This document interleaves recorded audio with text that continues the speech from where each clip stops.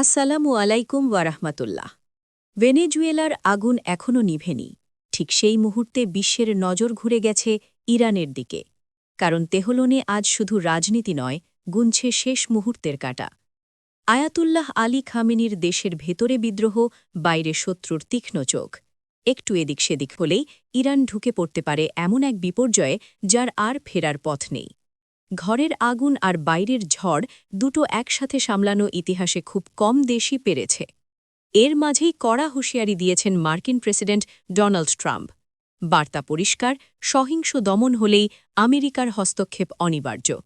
মুখে ইরান বলছে America, Israel সবাইকে জবাব দিতে প্রস্তুত, কিন্তু বাস্তবতা আরও ভয়ঙ্কর। ইরানের কাঁধে চেপে বসেছে অনিশ্চয়তার ভূত। একটি ভুল চাল আর খামিনির মন্ত্রী, সেনাবাহিনী, এমনকি পুরো শাসন ব্যবস্থায় ঝুঁকির মুখে। এই উত্তেজনার মাঝেই বিস্ফোরক দাবি তুলেছেন ব্রিটিশ কনজারভেটিভ এমপি ও সাবেক নিরাপত্তামন্ত্রী টম টুগেনহাট।